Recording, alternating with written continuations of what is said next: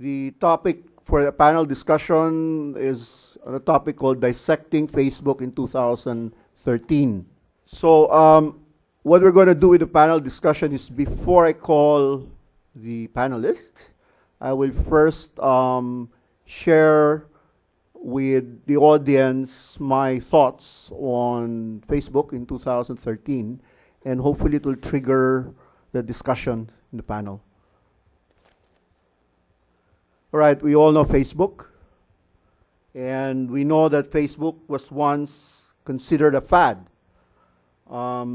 It was a playground, an online playground for the teens, and was considered to be a fad and supposed to be successor of MySpace and Friendster. But obviously, it's not that anymore, with over 1 billion registered users, and we all know that Facebook is the social network. But we also know that the social media landscape is changing dramatically. It wasn't what it was years ago. And we also know that there's many new players coming in the picture. And the recent Q2 findings of Global Web Index, which is one of the largest digital research group, it confirmed that Twitter is the fastest growing platform, and Google Plus is the second largest. Now, when you look back on what happened with Facebook in the past months, we have recognized that there were some chatters about a topic called Facebook fatigue. The Facebook fatigue was actually a topic covered by Huffington Post, picked up by CNN and Bloomingdale. And the Facebook fatigue came out from a research coming from pewinternet.org, which mentions that 61% of the current Facebook users have taken a break from Facebook for several weeks or more. In the same research, it also says 28% of Facebook users say that the site is less important to them now than it was a year ago. And the other possible tension points on the so-called Facebook fatigue is when you look at the demographics. This research says 2 of the fastest growing user groups are adult ages 55 to 64 and 65 plus, maybe creating a turnoff among the millennials. So is Facebook fatigue real? And just to show you more about Facebook fatigue, here's a news clip about this.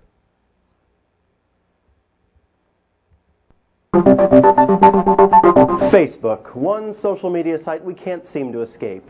And with 2/3 of all American adults using it, a new study shows some people are suffering from Facebook fatigue and just need a break. The study done by the Pew Research Center shows 61% of current users admit to taking a break from Facebook for several weeks or more, and 20% say they no longer use the site. So why are people deciding to take breaks? For many reasons, including they're too busy with other demands or don't have time to spend on the site, a general lack of interest or absence of compelling content on the site, and excessive gossip or drama from their friends.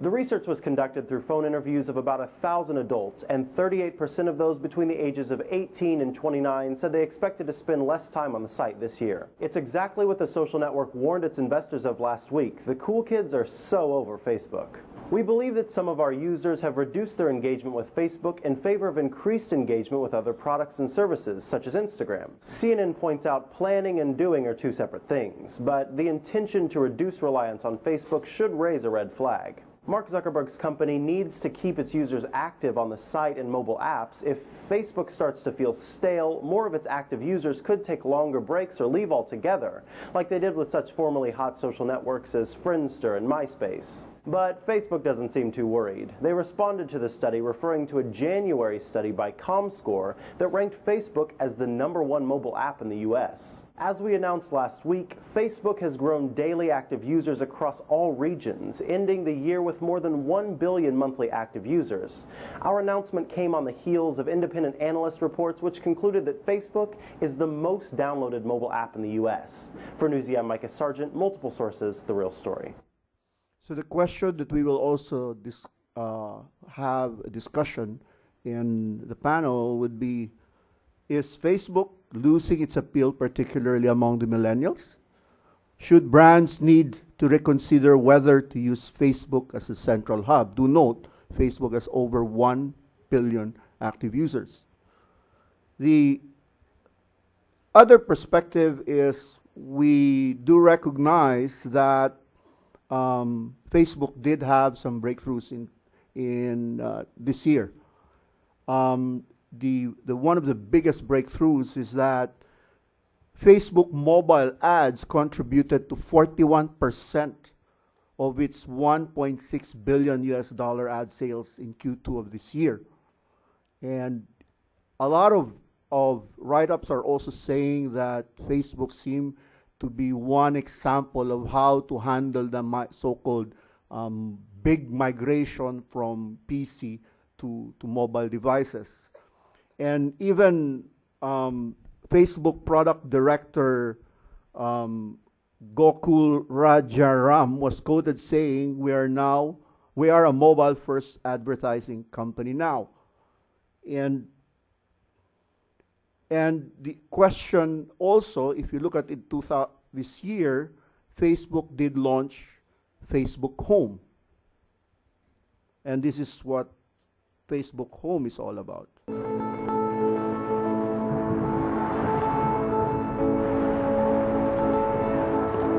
We carry our phones wherever we go. They're with us almost every second of the day. We reach for them when we have a free moment, or we're curious. More than anything, we use our phones to connect with the people we care about. This is Facebook Home. From the moment you turn on your phone, you see what friends are sharing. Your latest messages, calls, and updates are right up front. And you can keep chatting from any app. So no matter what you're doing, your friends are always right there with you. Home. A whole new experience for your phone. So what we'll try to tackle in a panel are these questions. Is Facebook shifting its move to mobile? Is Facebook a manifestation of this strategy? Should brands follow this shift?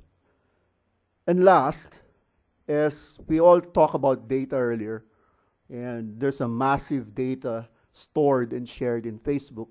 If you look at one of those, articles in the internet, Facebook has a new data center located in Sweden. So when you look at also what's happening in Facebook this year, Facebook launched graph search. And here's a video about graph search. I hope most of you have not seen this yet.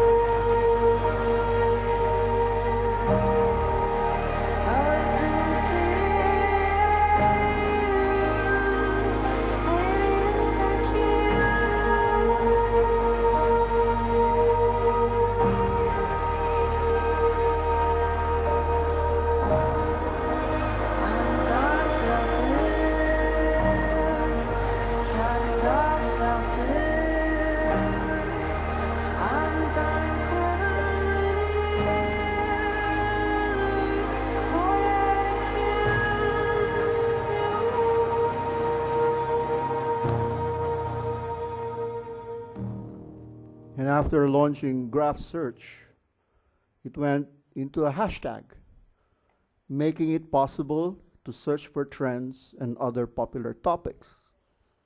So questions that we will discuss also and look hopefully find answers is Facebook's end goal in search marketing? Should brands and agencies begin to consider this? So joining me in the panel is Shane Garcia, Digital Director, Prospect Philippines. Shane. We have Nicole Bulatao, Digital Marketing at Nestle Philippines. And Maxime, Regional Head of Marketing, Digital Jobs, DB Singapore. All right, so when you look at it, there are three key points. One is Facebook fatigue. Second is mobile, and third is search. I'd like to start off with Shane. Let's talk about the controversial Facebook fatigue and recognizing what iProspect is all about. Can you share us your thoughts on this? Are there any different data that iProspect has observed?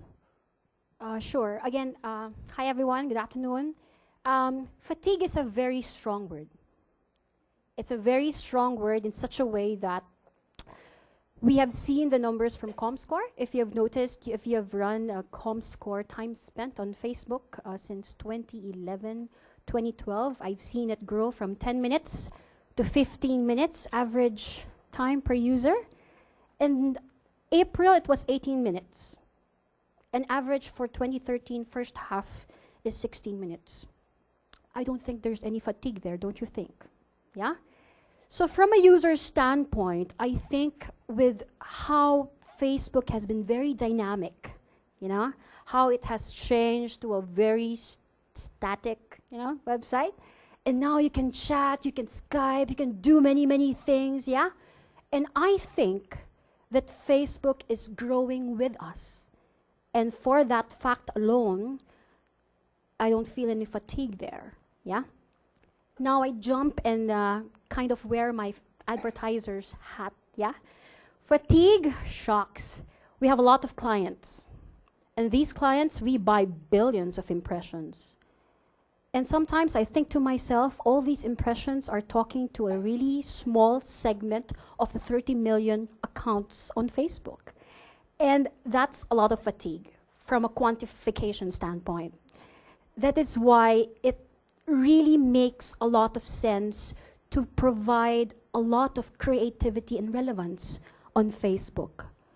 Because if I spend 16 minutes of my day, yeah, or per visit, yeah, on an average, and I say one thing day in and day out, I think that is fatigue. I think that is fatigue. So, fatigue from a consumer standpoint, I'm not feeling it. I'm not feeling it yet, yeah? But I think from our end as marketers, as advertisers, and as brands, we need to create fantastically brilliant stories to really, you know, captivate these people.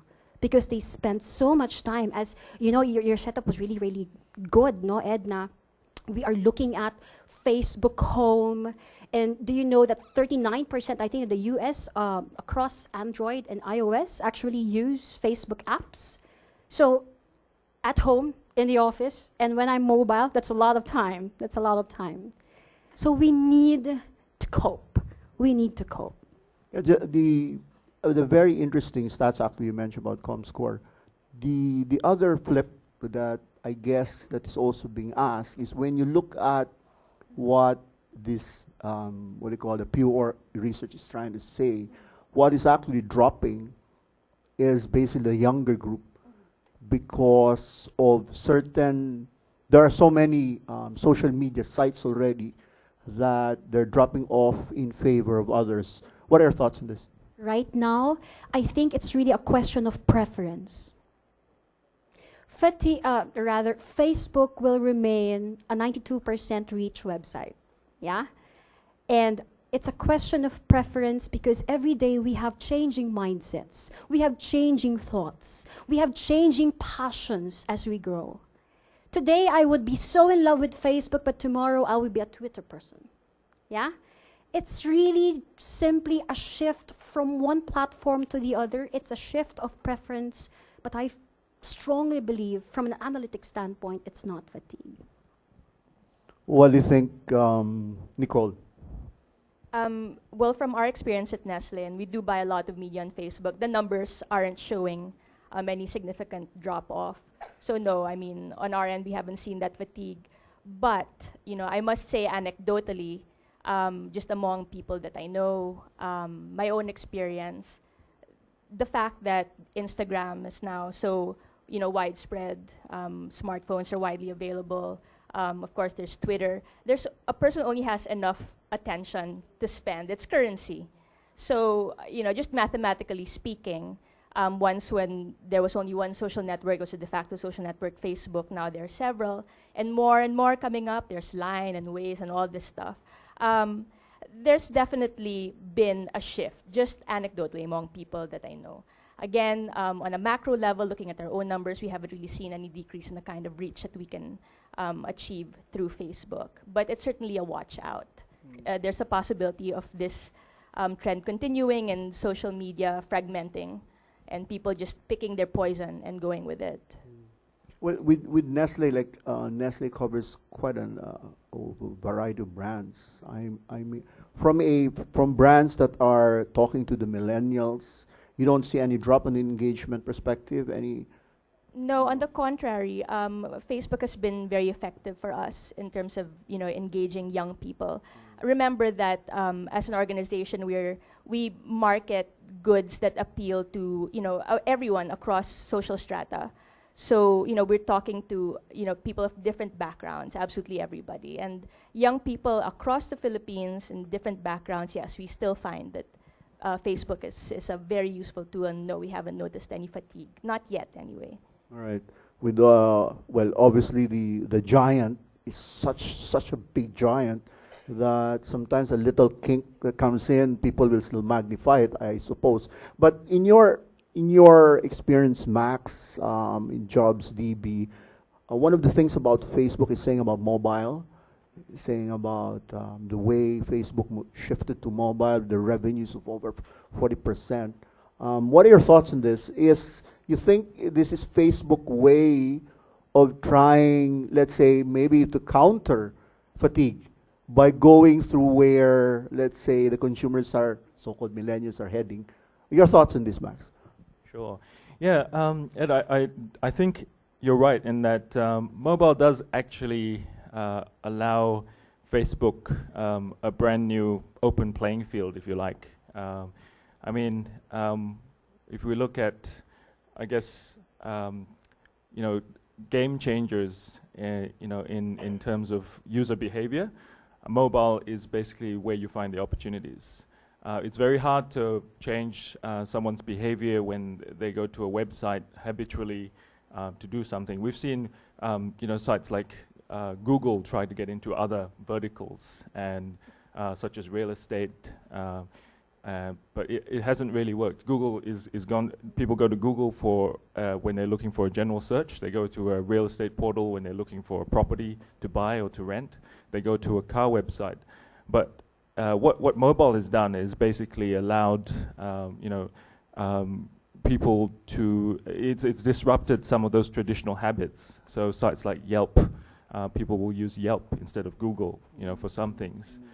So definitely, I think that there's a lot of subtle innovation that comes when you look at mobile, because you can actually follow somebody around, look how they use their mobile phone, and really find those opportunities. It's a gold mine, I think, for companies like Facebook to really look at that, as well as, you know, companies like us at Jobsdb as well.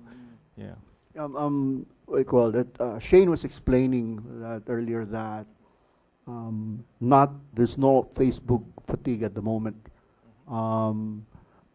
Do you see it?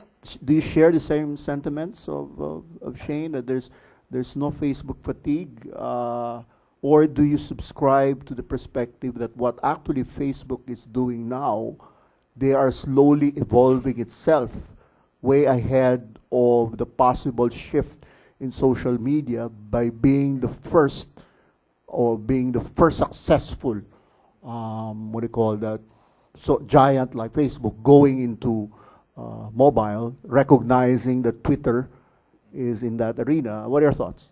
Sure. Well, I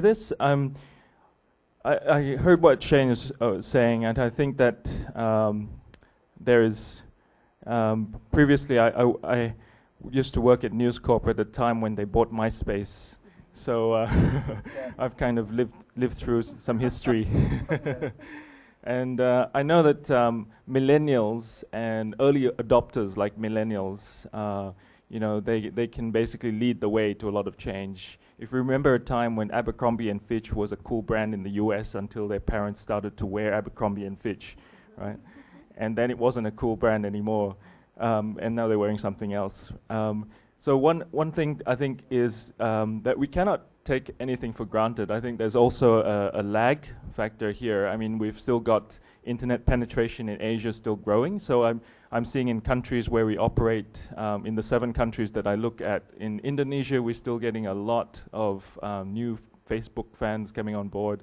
We're also stealing market share of millennials from other brands as well. So there's that happening as well. So not seeing really a lag, but still on the watch out, because I've seen personally what's happened with MySpace and Oops. oops, and how much money was spent on that business, and anything is possible. So I think it's you've always got to be on the watch out for the next big thing and where your audience might be, whether it be on Path or some other competitor to Facebook, Twitter or anything. Okay. Shane, we talk about search here. Search. I know for a fact that iProspect understands and believes data so much. What are your thoughts on this? On the pretext and the belief that what actually Facebook is doing is already building their base to go into search marketing, from a hashtag to a graph search. What are your thoughts on this? For the fact that Google is 85% market share in the Philippines, Facebook knows that number. And that simply means that search is a natural behavior for Filipinos. We search for our name. We search for our friend's name. We search for anything, yeah? And our stand as iProspect for graph search specifically, these are 2 different products from an algorithm standpoint as of now. I personally think that Facebook's graph search product is more of a create tool rather than an act tool. For example, if you look at Google, you have people searching for a 4-wheel drive red Honda CR-V, something like that. And the intent is so much different if you talk versus to a user of social media, specifically Facebook, and looking for friends who are skiing in Bohol. Yeah? These are 2 different products targeting 2 different users and different mindsets. Right now, I think that as we speak, Facebook is more of a create tool rather than an act tool. But I pretty much think that it's a launch pad. Yeah? It's a launch pad because after all, the contents that you will be searching on Facebook would be user-generated. And these are still contents that you will find in the digital sphere. It's really a matter of curation and being able to tag these right contents and what contents will be relevant to what types of users. So I think that Facebook is doing a good job venturing into search simply because it's a natural behavior. It's inevitable. Search will always be a part of every user online. And we will definitely watch closely how graph search will evolve from a create tool. And hopefully, who knows? What do you think about the hashtag thing? I mean, when Facebook launched that, they got quite a battering. I mean, from the social media space. Personally, Ed, me, again, wearing my advertiser's hat, we want to hashtag so many things, but we do not know the true meaning of hashtag. Seriously. You want to hashtag my brand underscore Novaliches underscore or something. You hashtag so many things. You hashtag brands names, you hashtag companies, but at the end of the day, hashtags should be, things that consumers experience. And they will naturally hashtag you because they want their experience to be part of a very, very long trail and be part of a very, very vast, collection of experiences from other people who feel the same way. Having said that, I think hashtag is a very loosely used a symbol, if I may say.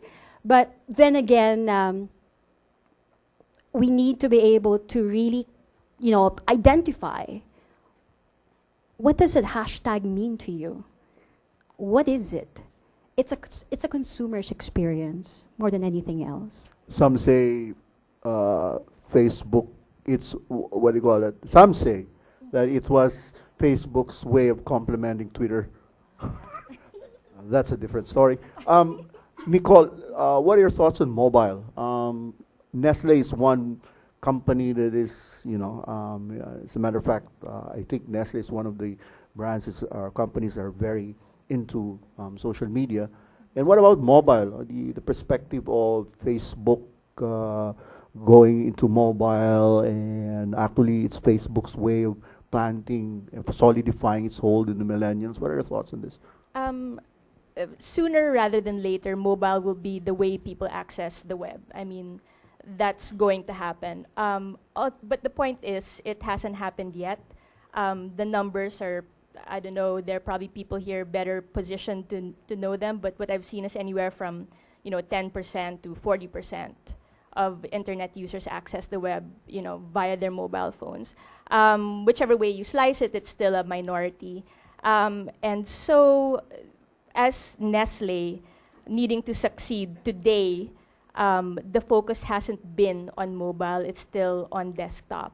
Having said that, it's extremely important to future-proof, and so as we build new properties, we try and make sure that these are all accessible via mobile, that the experience is good on mobile. And also, as we distribute our content on Facebook and on different social networks, that is a way already of communicating via mobile, because guys like Facebook have already addressed the issue of people accessing their platform via their mobile phones. So if you distribute your content on Facebook, then you're distributing it on people's news feeds on their desktops, and you're distributing it on their mobile sites, then you're covered. But to be honest, no, we haven't done maybe as much as we would like on mobile. We'd like to do more exciting things. And certainly we'll be doing that in the coming years. As of yet, not so much. Well, if I'm not mistaken, one of the points that was also raised on why Facebook got that big jump in mobile sales is that they're saying that using mobile is more effective than the banner ads and everything. So at any rate, overall, guys, what are the changes that you feel is important in Facebook, and what are those changes, and what are those pain points that you've experienced? Like, for example, there are changes in terms of the algorithm, there are changes in, if I'm not mistaken, the custom audience perspective, and there's also such thing as what I call that, the changes in their analytics and everything. Can you share with us what are those changes that you think is important for your business and brands, and are there any pain points? Well, I can talk about something that didn't happen this year, but I believe it was late last year when Facebook made a big change to their EdgeRank algorithm, and it made it a lot more difficult for brand content to surface. Now, ostensibly, and I do believe them, they did this to enhance the user experience. So people for whom the content was relevant and with whom they were engaged now were able to see content that they wanted to engage in more on their news feed. But most of the time, this was friends' content and specific friends' content, maybe not the other guys that you used to see. So it made it pretty difficult for a brand like, let's say, Nescafe or Kit Kat to show up on newsfeed, and that's what we need to do to get their content seen, to be propagated for people to share it, to advocate for it.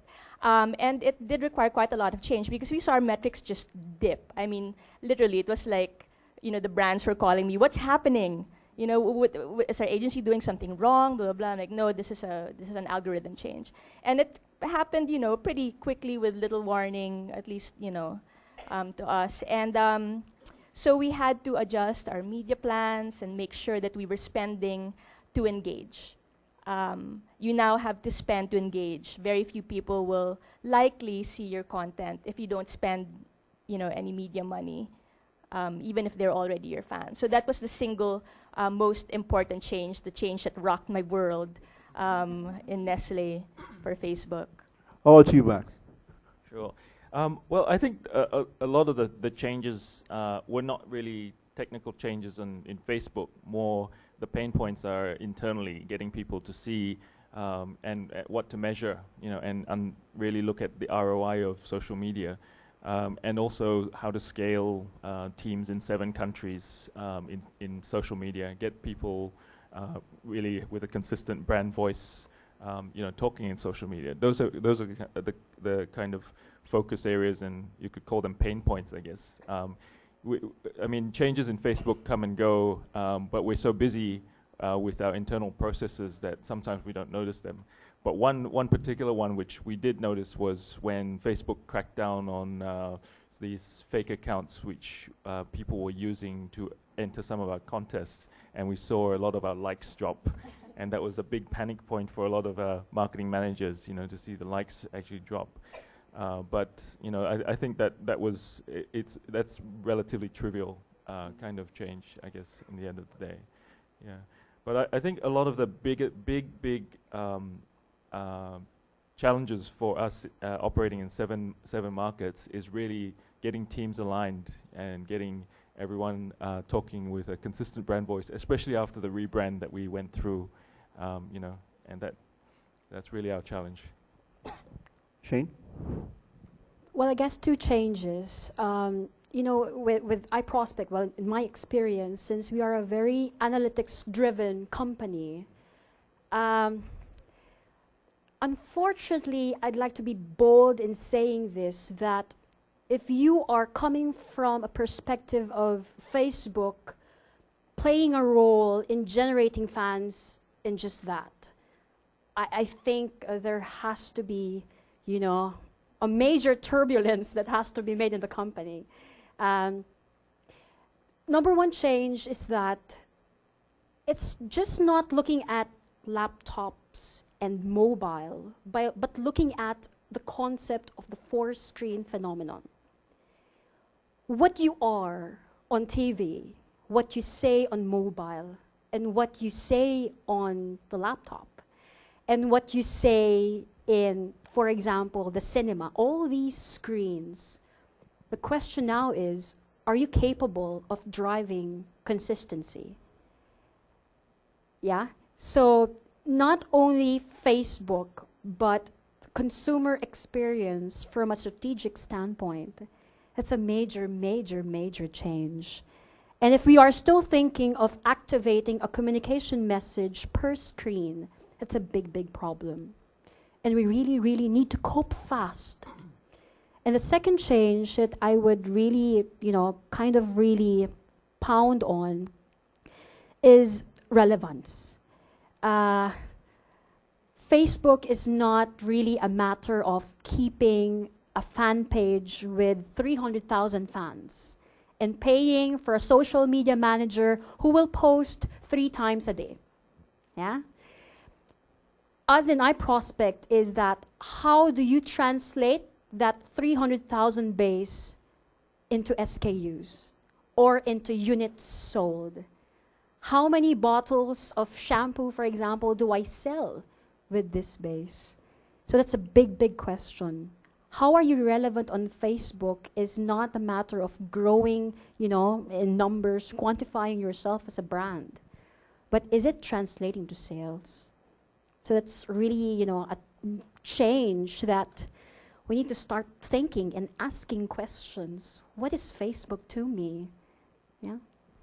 And some also say Facebook is the go-to for direct marketing, as a direct marketing channel where you try to engage with a specific group of audience or segment.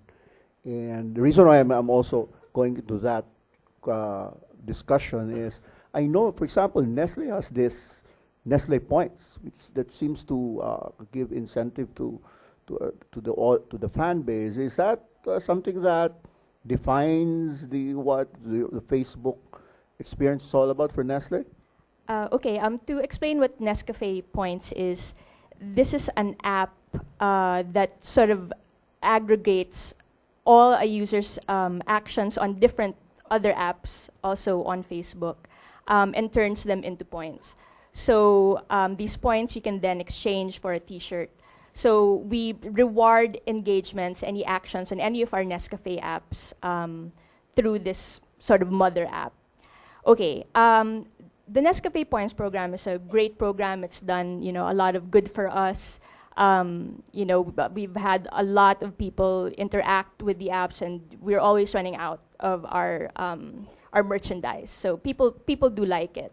Having said that, though, I mean the paradigm, like maybe a couple years back, what everyone was doing in marketing was, building Facebook apps. I'll build a photo upload app. I'll build like a, parang a Roleta app, something on their page and sort of incentivize people. You can win a Samsung Galaxy or like an iPad if you engage with my app.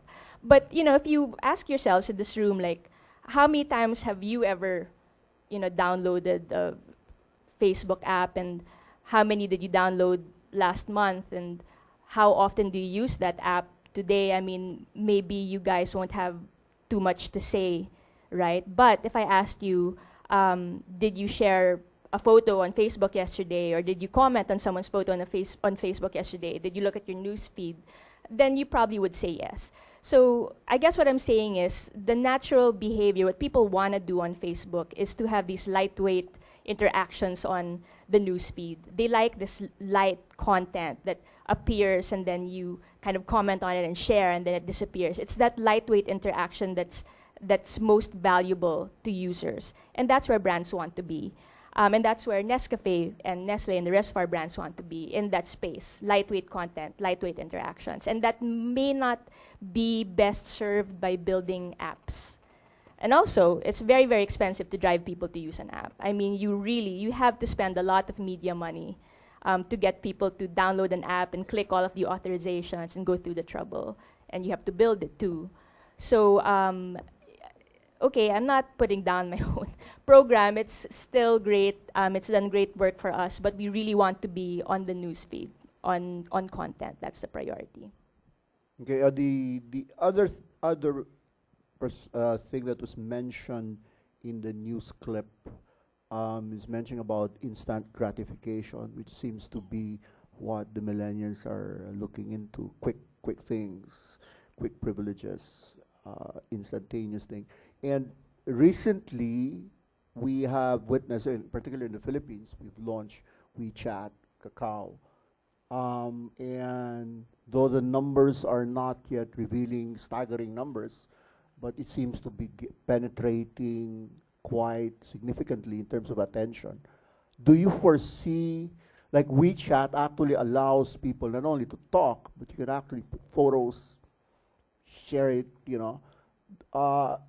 do you see this as a emerging point to say that social media landscape may be changing, and a giant like Facebook, that's the reason probably why they're going into Facebook Home, is recognizing that this might be a beginning of a new social media landscape. What are your thoughts on this? Anyone can answer. Well, Ed, that's interesting because I guess, just reflecting on what Thomas Crampton said earlier about the Hong Kong group, and I live in Hong Kong, is basically, there's a group out there and people and say, should I not buy this pair of Jimmy Choo shoes? Okay, so I guess it could migrate interest group by interest group, right? But I think it's all about the early adopters and reaching a critical mass for a particular interest group. So if there's an interest group of millennials that like a particular rock band, and they decide WeChat is the way to use, there's a way to use WeChat and talk about being a fan of this rock band, then I could see that happening, definitely. I think that I'm always on the watch out for new ways that the team can extend what we're already doing in Facebook, into other things. I think that there's always that risk that you can move and shift, but I don't think it will happen all at once. I think it will happen because people are discovering a new way to use WeChat rather than just sending little walkie-talkie messages. Anyone else? Based on our experience, it has yet to gain traction in the market. If we were to grow the penetration, perhaps, and I totally agree with Max on the early adopters principle. If the early adopters segment would start using these applications, unless these applications would again be dynamic enough to, evolve from, sending stickers and chatting with friends. If it's just that, it's going to be a short-lived stint.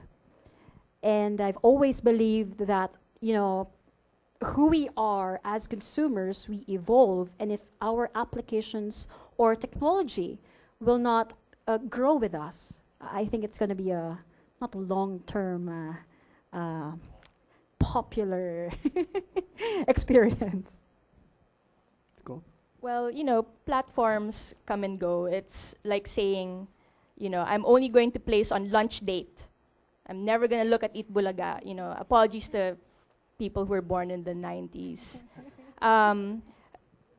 A brand has to be ready to adapt. And, when it comes to social media, it's not so much about the platform. It's about the content that you put out there, the kind of engagements that you inspire in people. And, as brands, you have to be ready to move quickly. It's hard for a company like Nestle to move quickly, but it's not something we can ask the internet to do. Like, internet, stop changing. It's not going to happen. So marketers and brands and agencies have to be able to move fast and adapt and exploit different platforms when they're popular and move on from these platforms when they're not. And always, always create great content, because I don't know if great content will go out of style. Any thoughts? Additional thoughts?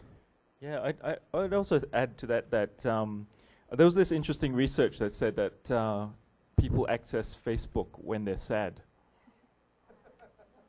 Accessing Facebook makes me sad sometimes. Yes. I do agree.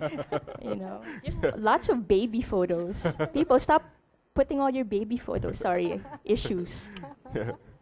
So I guess if people go to Facebook for their daily fix, it makes you sad or it makes you happy. But this piece of research said people go there when they're feeling sad and lonely. They go to Facebook and they get their daily fix of happiness.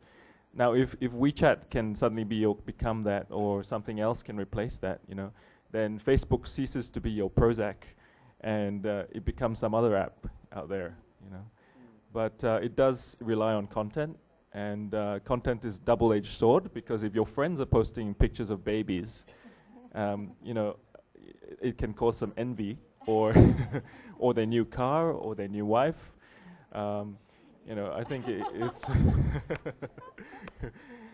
You're happy to see certain things that your friends post, but at other times, your friends are your biggest reference set. And if you've read the book Status Anxiety, it tells you, you shouldn't be on things like Facebook because it will just end up making you sad in the long run.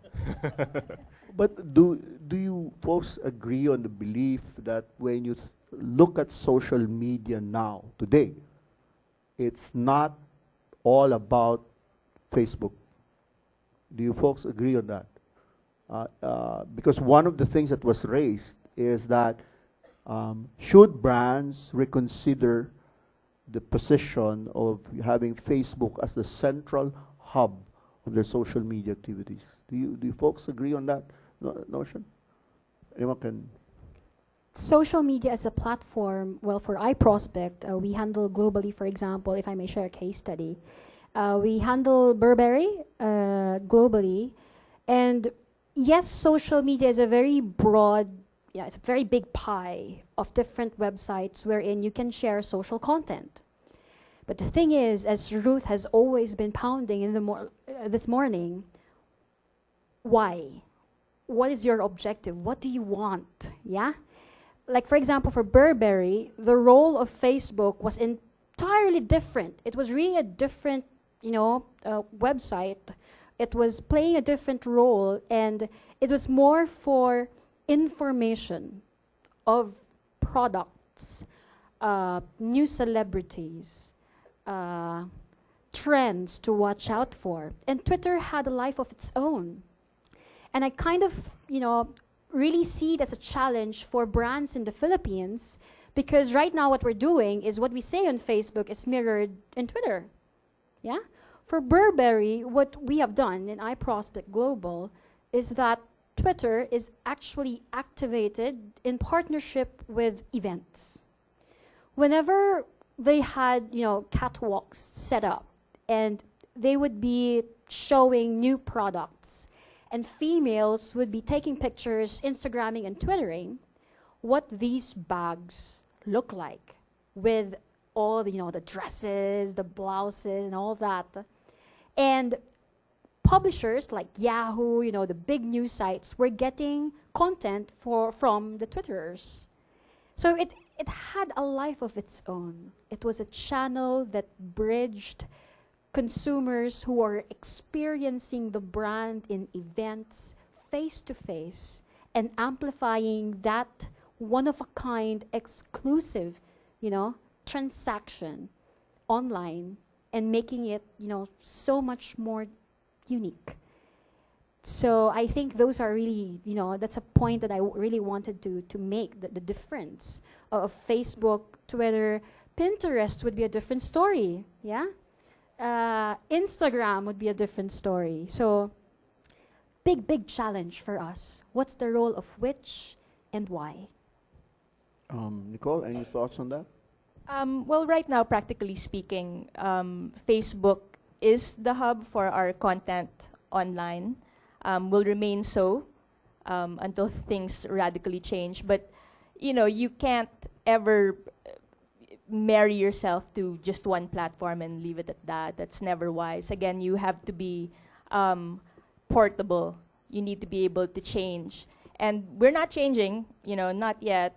Facebook delivers the longest time spent, the highest reach, the large number of unique individuals with whom we want to speak and our target audiences. So yes, we will stay with Facebook. It's a very important, in fact, they're our most important media partner right now. Yeah, I tend to agree. There's so much that, there's so much already behind reasons to use Facebook. Sometimes it limits our imagination.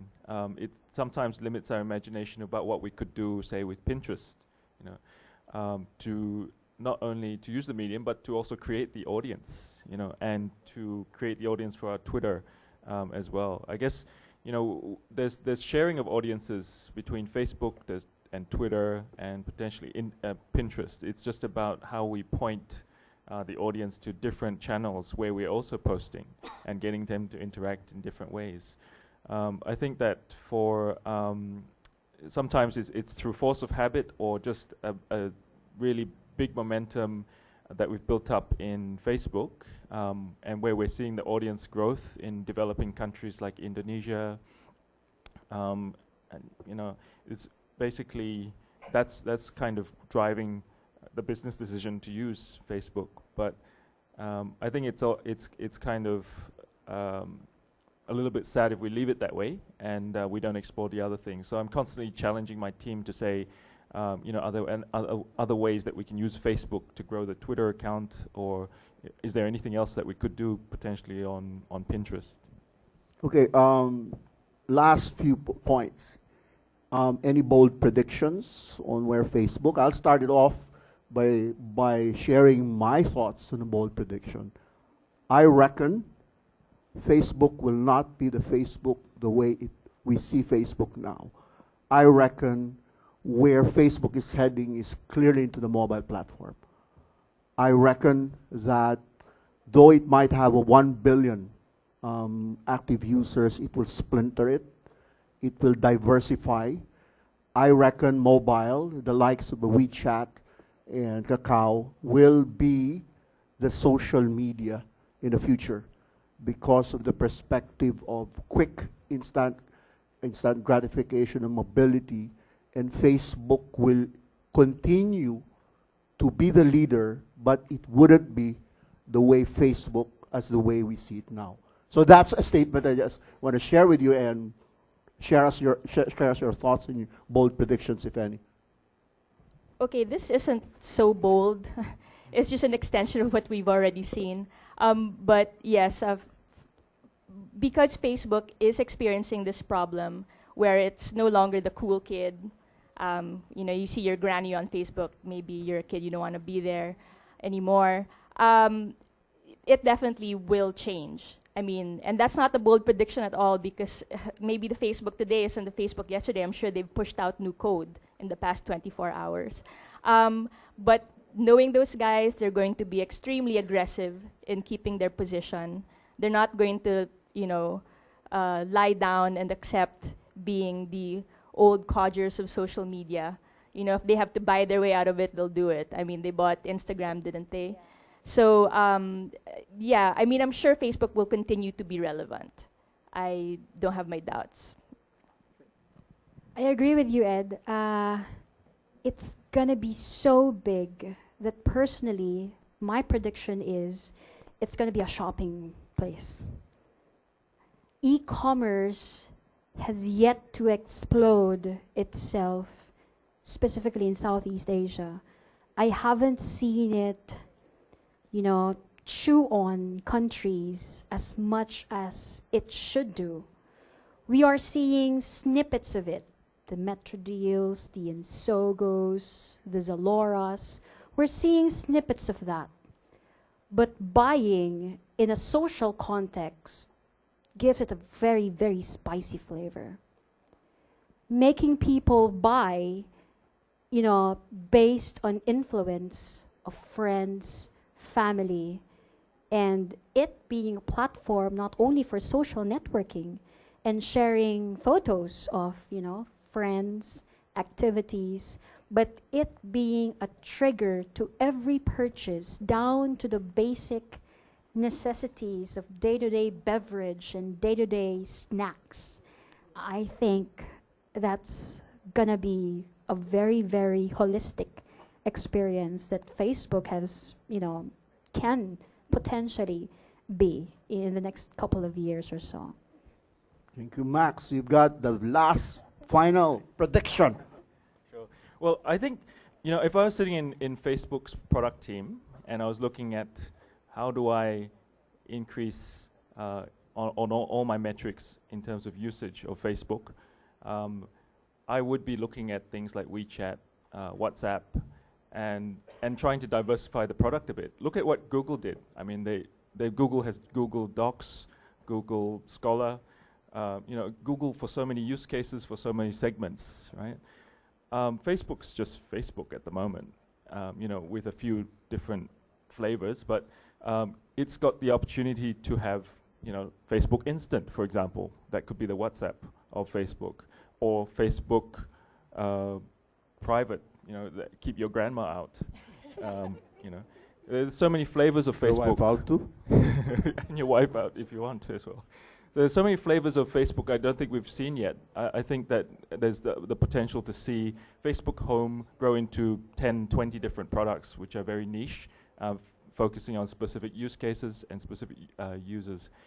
And then I guess the second thing, just to respond on the e-commerce front, I think that Facebook can work for e-commerce to a certain degree.